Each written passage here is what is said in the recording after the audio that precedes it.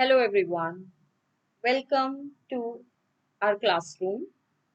As you know that we have started a management series, and in this today we shall be starting with a new and a interactive session of principles of management.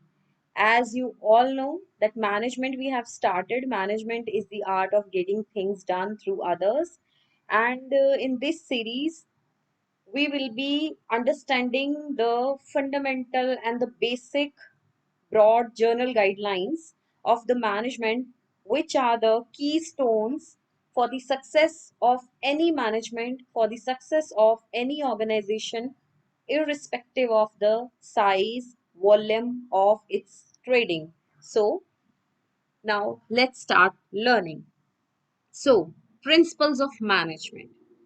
Basically principal of management जो है वो एक fundamental truth है या एक preposition है जो कि एक फाउंडेशन की स्टोन लीड करता है किसी भी सिस्टम के बिहेवियर, सिस्टम के बिलीव्स या बिहेवियर सिस्टम को समझाने में।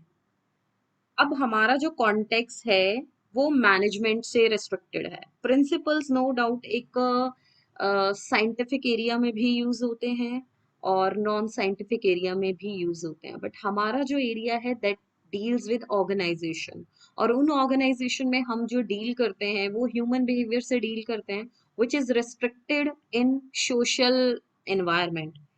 As we know man is a social animal, तो हम एक सोसाइटी के अंदर रिजिड हो जाते हैं। तो हमारे जो प्रिंसिपल्स हैं मैनेजमेंट के वो एक जर्नल गाइडलाइन होंगे, ना कि रिजिड प्रिंसिपल्स, क्योंकि जो रिजिड प्रिंसिपल्स हैं वो साइंस में, फैक्ट्स में और वहां पर इम्पैक्ट देते हैं। साइंटिफिक एरिया में वहां पे रिजिडिटी काम करती है। Like if we say water, it means H2O, hydrogen के two molecules and oxygen का single molecule. That will that is science that express के आप चाहे इंडिया में वाटर पढ़ाइए, चाहे आप अमेरिका में वाटर पढ़ाइए, चाहे आप ऑस्ट्रेलिया में वाटर पढ़ाइए, it is H2O only. But if we are dealing with the management context of India will be different from America, will be different from Australia, and will be different from other countries. Why so? Because जो एक human का perspective है, एक human का जो behaviour है, एक human की जो गाइडलाइंस हैं, उसका बिहेव करने का तरीका, उसका साइकोलॉजिकल इम्पैक्ट हर कंट्री में, हर जगह पर अलग है। इवन कंट्री तो बहुत बड़ी बात हो जाती है, even if we talk about एक सिंगल ऑर्गेनाइजेशन के अंदर ही अगर हम बात करें तो उसी के अंदर जो बिहेवियर है मल्टीपल पर्सन्स का डिफरेंट होगा। किसी का भी जो बिहेवियर है वो सिमिलर नहीं होगा। इवन जो सेम पर्सन है उसका खुद का बिहेवियर जो है वो हर डे, वीक में 7 डेज में सिमिलर नहीं होता है। इवन 24 आवर्स में भी सिमिलर नहीं है। That keeps on fluctuating. Sometimes the mind is at peace, sometime it's very calm and sometimes it is at turbulence, at very fluctuations होती रहती है माइंड में। So that's why we are dealing with the principles of management कि एक organisation को, ये तो हमें समझ आ गया है कि जो एक ऑर्गेनाइजेशन है वो ह्यूमन बिहेवियर पे डिपेंड करती है। अब उस बिहेवियर को बेटर तरीके से समझने के लिए हमें जो कॉन्ट्रीब्यूशंस दिए हैं वो दो हमारे मैनेजमेंट के लीडिंग ऑथर्स रहे हैं। One is Henry Fayol and second is F.W. Taylor. तो आज हम जो प्रिंसिपल्स ऑफ मैनेजमेंट का कंसर्न पढ़ेंगे, it would be restricted to Henry Fayol. So principles of management को हम थोड़ा डिटेल में देख लेते हैं। As I talk of that principles of management की मैंने बात करी, प्रिंसिपल्स ऑफ मैनेजमेंट, तो आपको प्रिंसिपल्स ऑफ मैनेजमेंट में कुछ बातें जो हैं वो ध्यान में रखनी है। कि पहली चीज, ये जो प्रिंसिपल्स हैं these are just general guidelines. ये सिर्फ जर्नल गाइडलाइंस है, कोई हार्ड एंड फास्ट रूल नहीं है। आप इन्हें अपनी तरफ से मॉडिफाई कर सकते हैं। मॉडिफाई कर सकते हैं मतलब इनके अंदर जो कैरेक्टरिस्टिक है वो फ्लेक्सिबिलिटी का अराइज हो सकता है। देन यहाँ पे आपको क्रिएटिविटी चाहिए प्रिंसिपल्स को अचीव करने के लिए। Why so creativity? क्योंकि हम डील कर रहे हैं ह्यूमन बिहेवियर के साथ। और ह्यूमन बिहेवियर अगर शांत है तो उसे कैसे डील करना है, अगर उसने कुछ अच्छा किया है तो उसे प्रेज कैसे करना है, और अगर उसने कुछ डिफॉल्ट वाला काम कर दिया है तो उसे किस तरीके से पनिश करना है, we should be knowing this. So creativity चाहिए, फ्लेक्सिबिलिटी चाहिए, जर्नल गाइडलाइंस चाहिए, and these are broad guidelines also. Broad guidelines हैं, डिटेल्ड गाइडलाइंस हैं, ठीक है। किस चीज के लिए जरूरी है? ऑर्गेनाइजेशन की डिसीजन मेकिंग के लिए जरूरी है। क्लियर है? And they are not rigid. Flexible है तो मतलब रिजिडिटी लैक करती है, not rigid, they are not rigid, they are not rigid. So I hope with this management principles और उनके कैरेक्टरिस्टिक्स जो हैं हमें क्लियर है। सो अब हम मैनेजमेंट प्रिंसिपल्स का जरा नेचर देख लेते हैं। मैनेजमेंट प्रिंसिपल्स का नेचर। मैनेजमेंट प्रिंसिपल्स जो है वो यूनिवर्सली एप्लीकेबल हैं। यूनिवर्सली एप्लीकेबल का मतलब है कि जो मैनेजमेंट का एप्लीकेशन है, हमने जब मैनेजमेंट का नेचर किया था वहां पे भी डिस्कस किया था।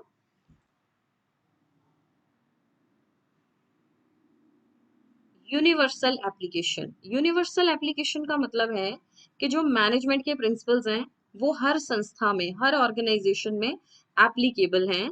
Whether it's a small concern, चाहे वो छोटी ऑर्गेनाइजेशन है या कोई बड़ी ऑर्गेनाइजेशन है, ठीक है। वो हॉस्पिटल हो सकता है, वो स्कूल हो सकता है, वो बिजनेस ऑर्गेनाइजेशन हो सकती है, वो नॉन प्रॉफिट ऑर्गेनाइजेशन हो सकती है। तो हर जगह पे ये जो है एप्लीकेबल है। तो पहला कैरेक्टरिस्टिक्स आई गेस आपको क्लियर है। Next is it's journal guidelines. अभी हमने समझा इसको, ये एक जर्नल गाइडलाइन है। जर्नल गाइडलाइन मतलब सिर्फ डिफाइन करती है कि आप इस प्रॉब्लम में सिचुएशन को इस तरीके से हैंडल कर सकते हैं। बाकी डिपेंड करता है कि आपकी ऑर्गेनाइजेशन में किस तरीके की प्रॉब्लम है, तो आप मॉडिफिकेशंस जो हैं अपने अकॉर्डिंग कर सकते हैं। Third is formed by practice and experimentation. It's formed by practice. Practice कैसे? कि कोई भी ऑर्गेनाइजेशन है, मान लीजिए वो पिछले 10 साल से ऑब्जर्व कर रही है कि हम अपने एम्प्लॉयज को जब साल में 10% बोनस देते हैं तो उनका मोरल बहुत बूस्ट होता है और वो बहुत बेटर तरीके से कंट्रीब्यूट करते हैं ऑर्गेनाइजेशन की प्रोग्रेस में। तो इस तरीके से by practice, by observation, by experimentation हमें पता चल गया कि जो हमारे एम्प्लॉयज हैं वो बोनस से खुश होते हैं। तो हर साल कुछ ना कुछ बोनस आप उन्हें प्रोवाइड करिए, whether in terms of cash, whether in term of kind, कुछ भी हो सकता है। तो इस तरीके से जो है हमें पता चल रहा है कि ये प्रैक्टिस से फॉर्म हुआ है। Next is flexible.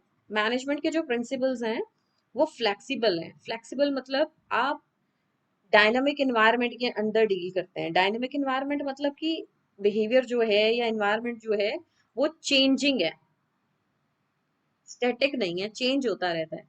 तो आपको अपने जो प्लान्स हैं, अपनी जो पॉलिसीज हैं, उनको जब जरूरत पड़ती है उस हिसाब से आपके प्लान में इतनी जगह हो, आपकी पॉलिसीज में इतनी जगह हो कि आप उनमें फ्लेक्सिबल अपनी पॉलिसीज को इम्प्लीमेंट कर सकें। थोड़ा 19-21 का जो चेंजेस आप अपने प्लान्स में कर सकते हैं वो एप्लीकेबल कर सकें। Next is mainly behavioural. Obviously हमने वेरी स्टार्टिंग से बात करी है कि ये बिहेवियरल इन नेचर है। बिहेवियरल इन नेचर का मतलब है कि आप एक ह्यूमन एलिमेंट के साथ डील कर रहे हैं। उसका जो बिहेवियर है साइकोलॉजिकली, फिजिकली, मेंटली जो है वो ऑब्जर्व करने पे ही आपको समझ आएगा कि अगर कोई एम्प्लॉय बेटर कंट्रीब्यूट नहीं कर पा रहा है तो ट्राई टू फाइंड आउट कि क्या क्या प्रॉब्लम्स हो सकती हैं जिससे वो बेटर कंट्रीब्यूशन नहीं कर पा रहा है। और अगर कोई एम्प्लॉय बहुत ज्यादा अच्छा एक्सेल कर रहा है ऑर्गेनाइजेशन में तो भी कारण फाइंड आउट करिए कि क्या कारण है जिससे उसकी परफॉर्मेंस रेट बहुत अच्छा है, उसका एफिशिएंसी रेट बहुत अच्छा है। तो जब हम उन रीजंस को, उन कॉजेज को फाइंड आउट कर लेते हैं तो वो हमारी ऑर्गेनाइजेशन के लिए बहुत बेटर होते हैं। इसी से इंटर रिलेटेड हमारा नेक्स्ट पॉइंट है based on cause and effect relationship. Effect relationship. For example हमने देखा कि हमारा एक एम्प्लॉई है, उसे हर बात पे हम जो है सोसाइटी में एक सोशल रिकॉग्निशन देते हैं हम अपने एम्प्लॉय को, और उसे बहुत अच्छा लगता है। और जितना उसे सोशल रिकॉग्निशन मिलता है, उसका जो परफॉर्मेंस इंडेक्स है, उसका काम करने का जो तरीका है, और उसको जब हम असेस करते हैं, उसकी परफॉर्मेंस अप्रेज करते हैं, तो उसका जो परफॉर्मेंस इंडेक्स है वो बहुत हाई होता है, क्योंकि उसे जब बाहर से मोटिवेशन मिल रहा है, एक सोशल रिकॉग्निशन मिल रहा है कि for example Mister X is a very good employee, he is very dedicated, he is very efficient, he never waste the resources. तो इस तरीके से कुछ जो एट्रीब्यूट्स हैं, ये जो कारण हैं, वो बदले में क्या इम्पैक्ट और क्या इफेक्ट लेके आ रहे हैं कि उसकी परफॉर्मेंस इंडेक्स जो है वो बहुत ज्यादा इम्प्रूव हो रही है। So with this I guess the nature of the principle, the feature of the principle, and the characteristics of the principles is clear to you all. Now we are moving towards Fayol's principle. अब जो Henry fuel है, उन्होंने organisation को lead करने के लिए कुछ broad 14 principles of management दिए हैं। अब सब कुछ तो नहीं, एक जैसे हम एक ह्यूमन बिहेवियर के साथ डील कर रहे हैं, तो सब कुछ एक्सप्लिसिटली बयान नहीं हो सकता है। बट हेनरी फ्यूल ने बताया कि अगर ये आप 14 एस्पेक्ट्स पे काम कर लेते हैं, फ्यूल्स प्रिंसिपल्स, अगर आप इन 14 एरियाज को ध्यान दे दें, 14 प्रिंसिपल्स ऑफ मैनेजमेंट, तो आपकी ऑर्गेनाइजेशन जो है 99% बेटर तरीके से लीड कर सकती है। उसके अंदर कभी employee turnover, power outs, strike outs, layoffs, retrenchment, इन प्रॉब्लम से हम बच सकते हैं अगर हम फ्यूल के इन प्रिंसिपल्स को फॉलो अप कर लें। इसी सीरीज में हम समझते हैं कि हेनरी फ्यूल ने जो प्रिंसिपल्स दिए हैं, the very first principle of Henry is given by is given is principle of division of work. This principle of management is very easy. In fact, all the principle given by Fuel are very behavioral in nature and very easy. Division of work means Fuel कहता है कि कोई भी जो काम है वो आप एक ही पर्सन को मत दो। इससे क्या होगा, वो बोर हो जाएगा, ओवर बर्डन फील करेगा। तो क्या करना है कि टोटल वर्क को, कोई भी जो काम है उसको डिवाइड करिए। एक काम किसी पर्सन 1 को दीजिए, दूसरा काम पर्सन 2 को दीजिए, तीसरा काम पर्सन 3 को दीजिए, चौथा काम पर्सन 4 को, पांचवा काम पर्सन 5 को, एंड छठा काम जो है पर्सन 6 को। इससे क्या होगा, पहली चीज आपने वर्क को डिवाइड कर दिया, that is division of work. Second thing, work में स्पेशलाइजेशन आ गई।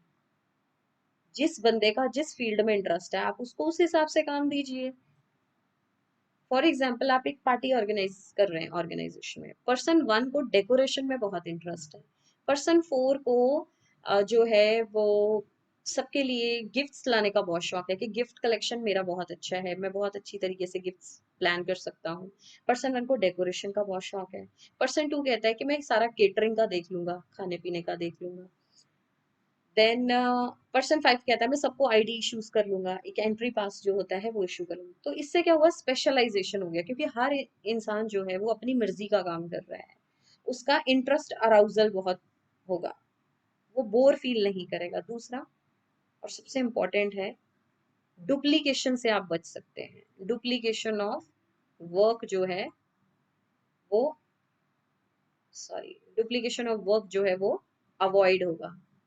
फॉर एग्जाम्पल, एक ही काम है, बॉस ने वो काम दे दिया कि पार्टी ऑर्गेनाइजेशन करनी है, मान लीजिए P1 ने और P3 ने दोनों ने ही डेकोरेशन का जिम्मा ले लिया, और बाद में उन दोनों के बीच में झगड़े होने लगे, नहीं मेरा काम था, मेरा काम था। सो इन सारी चीजों से बचने के लिए पहले ही ऑर्गेनाइजेशन में डिवीजन ऑफ वर्क की टेक्निक एप्लीकेबल होनी चाहिए। I guess this function is principle is clear to you all. Next is principle of authority and responsibility. These two terms are very very important in the context of management. अब authority क्या होती है, basically authority का मतलब है power to take decision, और responsibility का मतलब है ऑब्लिगेशन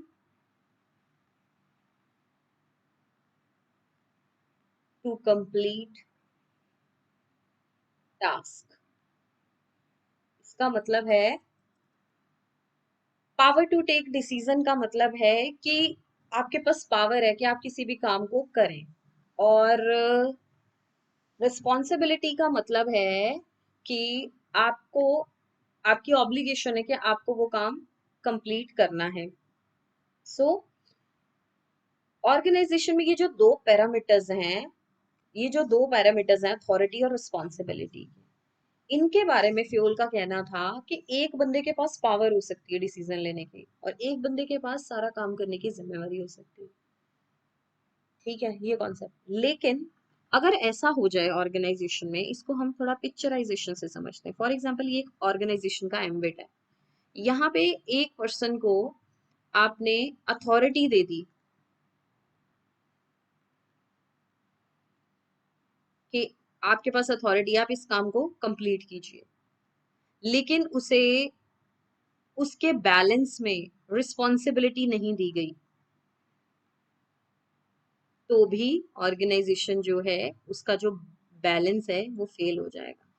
और एक पर्सन को आपने बोला तेरी रिस्पॉन्सिबिलिटी है कि तुझे ये काम करना है, आपने उसे बोल दिया कि तेरी रिस्पॉन्सिबिलिटी है कि तुझे 100 यूनिट्स प्रोड्यूस करना है। आपने उसको रिस्पॉन्सिबल तो ठहरा दिया, लेकिन उसे पावर ही नहीं दिया, उसे अथॉरिटी ही नहीं दी कि 100 यूनिट्स मैन्युफैक्चर करने के लिए उसके पास रॉ मटेरियल कहाँ से आएगा, उसके पास फंड्स कहाँ से आएंगे, उसके पास लेबर सप्लाई कहाँ से होगा। तो जब रिस्पॉन्सिबिलिटी दी तो अथॉरिटी नहीं दी, जब अथॉरिटी दी तो रिस्पॉन्सिबिलिटी नहीं दी। अगर अथॉरिटी ज्यादा हो गई रिस्पॉन्सिबिलिटी से तो पावर का मिसयूज हो जाएगा, मिसयूज ऑफ पावर। और अगर रिस्पॉन्सिबिलिटी ज्यादा हो गई, अथॉरिटी कम हो गई, तो पर्सन जो है वो ओवरबर्डन फील करेगा, समझ नहीं पाएगा कि कौन सा काम कैसे करना है। सो फ्यूल ने कहा है, फॉर एग्जाम्पल, ये एक पावर लाइन है या ऑर्गेनाइजेशन डिफाइन करती है, ये अथॉरिटी है और ये रिस्पॉन्सिबिलिटी है। एंड जो मिडल में आपको लाइन दिखाई दे रही है, दिस इज लाइन ऑफ एक बैलेंस होना चाहिए। जितनी रिस्पॉन्सिबिलिटी दी जा रही है, जितनी अथॉरिटी दी जा रही है, उनके बीच में एक पैरिटी होनी चाहिए। पैरिटी मीन्स उनके बीच में एक बैलेंस होना चाहिए। I hope with this third principle of management we have completed और आपको अच्छे से समझ आया है। Now the third principle of fuel is the principle of discipline. Now, principle of discipline. अब यहाँ पे डिसिप्लिन का कतई मतलब ये नहीं है कि फिंगर और ऑन लिप्स या आप क्लास में बैठते हैं तो टीचर ने आपको डांट के बोला कि आप डिसिप्लिन में रहिए। डिसिप्लिन का मतलब बिल्कुल ये नहीं है। डिसिप्लिन का मतलब है, नो डाउट आपने ओबे करना है ऑब्लिगेशन को, ओबे करना होता है डिसिप्लिन का मतलब, आप ओबे करिए अपनी ऑब्लिगेशन को। अब ये जो ऑब्लिगेशंस हैं ये दोनों के पार्ट पे होती हैं। पहली चीज तो आप मैनेजमेंट पढ़ रहे हैं तो आपको दो टर्म्स बहुत ज्यादा क्लियर होनी चाहिए, एक है सुपीरियर और एक है सबऑर्डिनेट। सबऑर्डिनेट, सुपीरियर कौन होता है? जो बॉस होता है। और सबऑर्डिनेट होता है जो हमारे एम्प्लॉयज हैं, हमारे वर्कर्स हैं, हमारी लेबर क्लास है, ये सब सबऑर्डिनेट्स आते हैं। अब प्रिंसिपल ऑफ डिसिप्लिन कहता है कि अगर बॉस ने अपने एम्प्लॉयज से वादा किया है कि आपको गुड सैलरी दी जाएगी,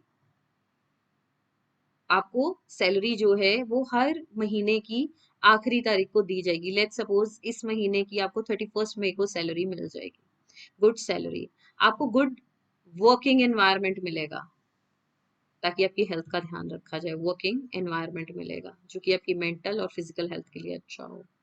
आपको हर साल आपकी सैलरी पे 1% का इंक्रीमेंट मिलेगा। इंक्रीमेंट का मतलब है एक हाइक, एक बढ़ावा, एक इंक्रीज, इंक्रीमेंट। आपको मैनेजमेंट में वर्ड सिलेक्शन का बहुत ध्यान रखना है सैलरी पे 1% इंक्रीमेंट मिलेगा। ये बॉस ने या ऑर्गेनाइजेशन ने वादे किए थे अपने एम्प्लॉयज के साथ। अब मान लीजिए सैलरी जो है 2 महीने की रिसीव ही नहीं हुई है, गर्मी का मौसम है, ऑर्गेनाइजेशन में फैंस ही नहीं चलते हैं, 20% पावर कट रहता है, गर्मी में एम्प्लॉयज कैसे काम करेंगे? 1% हाइक तो छोड़ो, 2 मंथ से उनको सैलरी नहीं मिल रही है, 2 मंथ से उन्हें सैलरी नहीं मिल रही है। इससे क्या होगा? एम्प्लॉयज के, अब देखिए ये कारण है, अभी हमने कॉज पढ़े थे, अब इसके इफेक्ट्स क्या हैं? अभी हमने पढ़ा कि management principle cause and effect पे बेस करते हैं, इसके इफेक्ट क्या हैं? ऑर्गेनाइजेशन में एम्प्लॉय टर्नओवर हो सकता है, एम्प्लॉयज टर्नओवर, एम्प्लॉय टर्नओवर का मतलब है एम्प्लॉयज छोड़ के चले गए आपकी संस्था को, उनके अंदर डिससेटिस्फेक्शन आ सकता है कि हमसे वादे किए जाते हैं पर उनको निभाया नहीं जाता है, तो हम इस ऑर्गेनाइजेशन के लिए काम क्यों करें? ठीक है, वो कोई भी काम जो है वो अपना डेडिकेशन से और होल हार्टेडली नहीं करेंगे, तो डेडिकेशन का लैक होगा।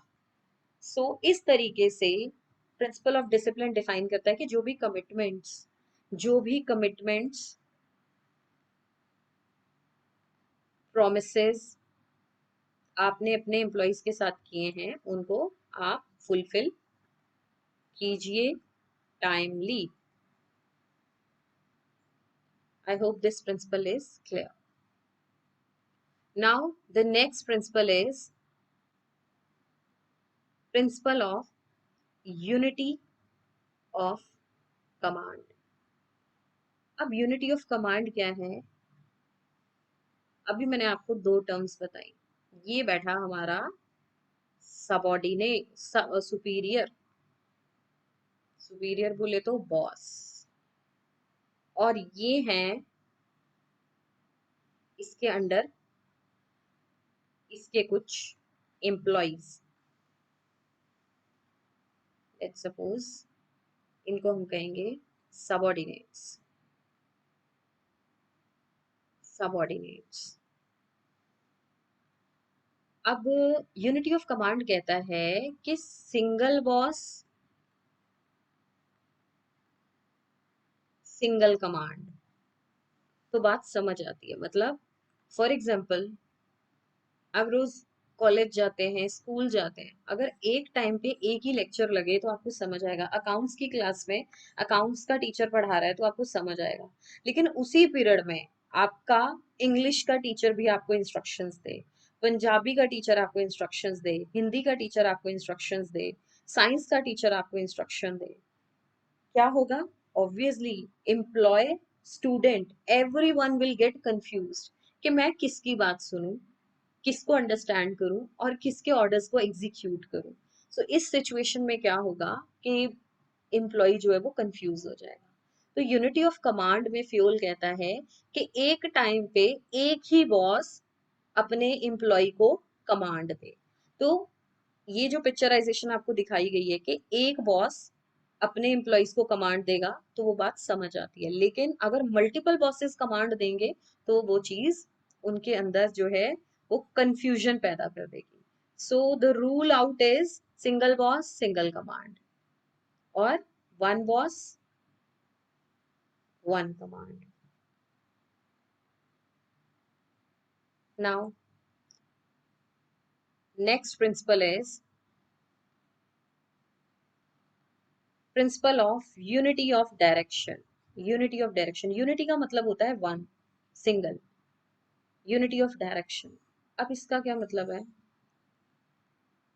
आपको स्कूल में, कॉलेजेस में, इवन लाइफ में भी बताया जाता है कि अपना एक टारगेट रखिए। फॉर एग्जाम्पल ये एक एम्प्लॉय है, मिस्टर एक्स, इसकी कहानी सुनते हैं। एम्प्लॉय,